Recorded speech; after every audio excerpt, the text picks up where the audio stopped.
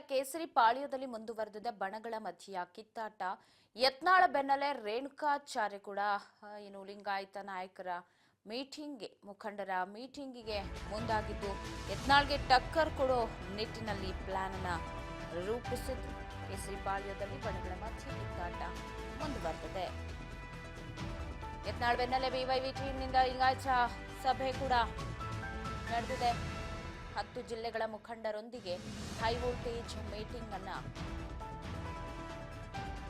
ನಡೆಸಿದ್ದಾರೆ. ರೇಣುಕಾಚಾರ್ಯ ನೇತೃತ್ವದಲ್ಲಿ ಮಹತ್ವದ ಮಾತುಕತೆ ನಡೆದಿದೆ. ಬೆಳಗ್ಗೆ 11 ಗಂಟೆಗೆ ಲಿಂಗಾಯತ ಮಹಾಸಂಘದ ಸಭೆ ಕೂಡ ನಡೆಯುತ್ತೆ. ಅರಮನೆ ಮೈದಾನದ ಗಾಯತ್ರಿ ಗ್ರಾಂಡ್ನಲ್ಲಿ ಕಾರ್ಯವ್ಯೂಹವನ್ನ ರಚಿಸಲಿದ್ದಾರೆ. ವೀರಶೈವ ಲಿಂಗಾಯತ ಸಮುದಾಯದ ಸ್ವಾಮೀಜಿಗಳಿಗೂ ಕೂಡ ಈ ಸಭೆಗೆ ಆಹ್ವಾನವನ್ನು ಕೊಡಲಾಗಿದೆ. ಕೇಸರಿ ಪಾಳ್ಯದಲ್ಲಿ ಬಣಗಳ ಬಡಿದಾಟ ಮುಂದುವರೆದಿದೆ. ಯತ್ನಾಳ್ ಬೆನ್ನಲ್ಲೇ ಬಿವೈವಿ ಟೀಮ್ನಿಂದ ಲಿಂಗಾಯತರ ಸಭೆ.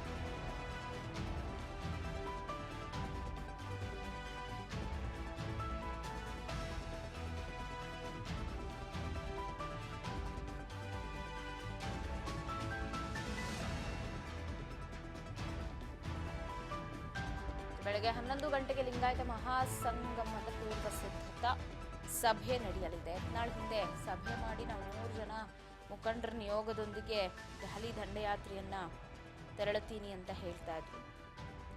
ಈಗ ಎಸ್ ಯಡಿಯೂರಪ್ಪ ಅವರ ಆಪ್ತ ಮನದಲ್ಲಿ ಗುರ್ಸ್ಕೊಂಡ್ರು ರೇಣುಕಾಚಾರ್ಯ ಅವರ ಸರದಿ.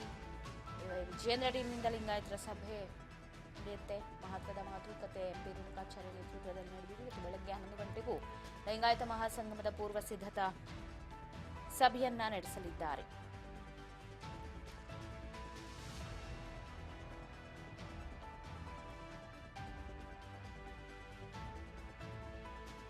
ವೀರಶೈವ ಲಿಂಗಾಯತ ಮುಖಂಡರ ಜೊತೆಗೆ ಮಾತುಕತೆಗೆ ಮುಂದಾಗ್ತಾರೆ. ಚಾಮರಾಜನಗರ, ಮೈಸೂರು, ಮಂಡ್ಯ, ರಾಮನಗರ, ಬೆಂಗಳೂರು ಗ್ರಾಮಾಂತರ, ಬೆಂಗಳೂರು ನಗರ, ಚಿಕ್ಕಬಳ್ಳಾಪುರ,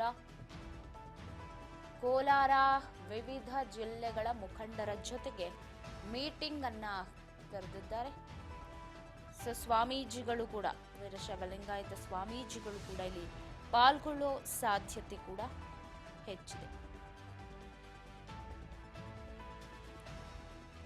10 ಜಿಲ್ಲೆಗಳ ಮುಖಂಡರ ಜೊತೆಗೆ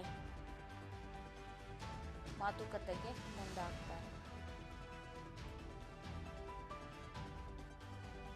ಯತ್ನಾಳ್ ಕಟ್ ಹಾಕೋದಿಕ್ಕೇನು ಪ್ಲಾನ್ ಹೆಣಿತಾ ಇದ್ದಾರೆ, ಆ ಪ್ಲಾನ್ ವರ್ಕೌಟ್ ಆಗುತ್ತಾ, ಏನ್ ಆಗಬಹುದು ಅಂತ ಇವತ್ತು ಬೆಳಗ್ಗೆನೆ 11 ಗಂಟೆಗೆ ಕರೆದಿರುವಂತಹ ಮೀಟಿಂಗ್. ಕಾದ್ ನೋಡೋಣ ಏನೆಲ್ಲ ಆಗಬಹುದು, ಏನ ಬೆಳವಣಿಗೆಗಳು ಆಗುತ್ತೆ ಅಂತ.